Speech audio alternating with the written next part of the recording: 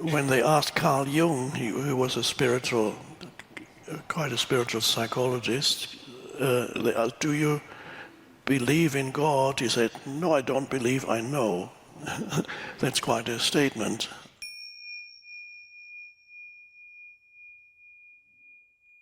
So when you're really present, then you notice, I reluctantly use that word,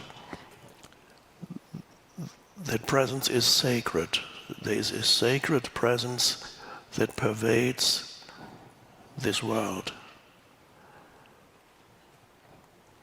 And all the evils of this world are like part of the birthing process of the awakening of God, and they're like nightmares. St. Paul says all of creation until this time is in pain, like the pain of childbirth.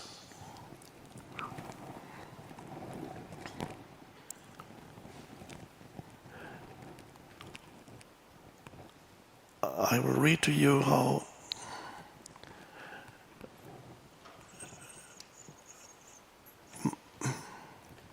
Mahatma Gandhi talked about the way in which he perceives God or the divine. The divine, to me, is already an easier, more suitable word to use, because the divine leaves it open. God is like makes it into something. There's God, and immediately the pronoun he comes into your mind. There's God. Divine is a more open concept. It is diffused. It's not an entity. So Mahatma Gandhi wrote, "There is an indefinable, mysterious power that pervades everything. I feel it, though I do not see it. It is this unseen power which makes itself felt and yet defies all proof, because it is so unlike all that I perceive through my senses. It transcends the senses. I do dimly perceive that whilst everything around me is ever changing, ever dying, there is underlying all that change a living power that is changeless, that holds all together, that creates, dissolves, and recreates. That informing power or spirit is God. And is this power benevolent or malevolent? I see it as purely benevolent, for I can see that in the midst of death, life persists. In the midst of untruth, truth persists. In the midst of darkness, light persists. Hence I gather that God is life, truth, and light. God is love. God is the supreme good."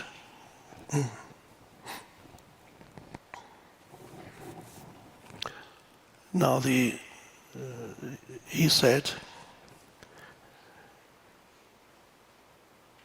"I can feel it," he said, "I can feel it." So he could sense that.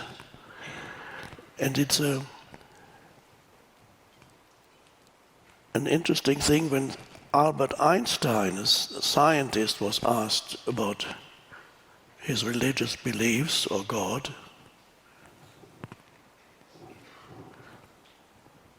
Very complicated, these phones.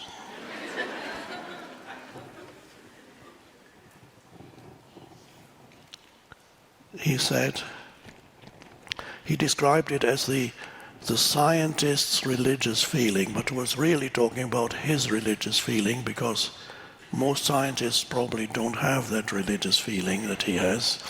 So he said, the scientist's religious feeling takes the form of a rapturous amazement of natural law, which reveals an intelligence of such superiority that compared to it, all the systematic thinking and acting of human beings is an utterly insignificant reflection.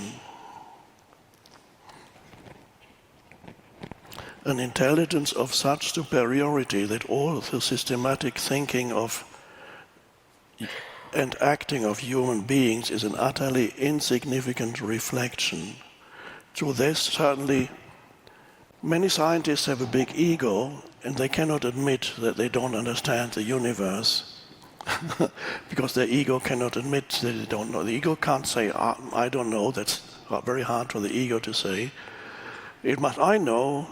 So most scientists' ego doesn't allow them to admit that there is a vast intelligence that they're trying to understand, but they only have a tiny fragment of it that they can understand, and even that is probably completely distorted. And so Einstein had the humility to see that there's a vast intelligence surrounding us. So he could also sense it, although I'm sure he used his mind more than Gandhi did, but he could also sense that. So he was not just, his perception was not confined to just thinking, or he was very good at thinking, but he could sense that his ego was very small. Of course, there were things in his life, every human being has things that are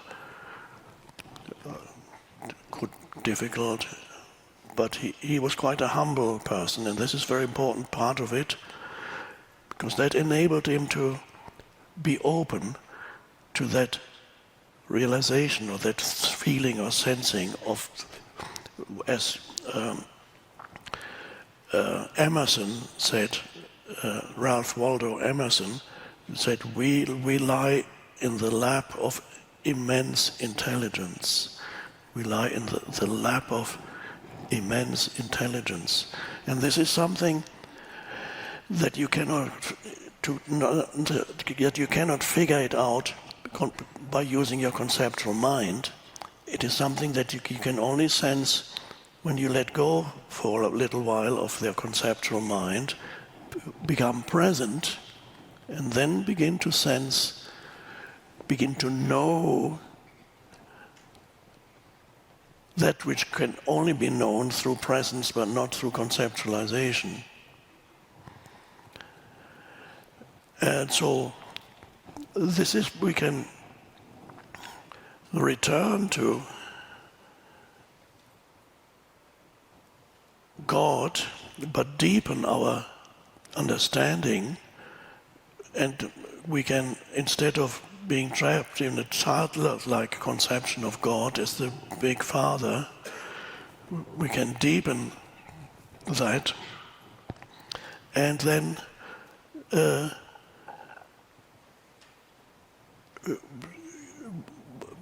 usually when you talk about, you use the word belief. When they asked Carl Jung, who was quite a spiritual psychologist, they asked, do you believe in God? He said, no, I don't believe, I know. That's quite a statement.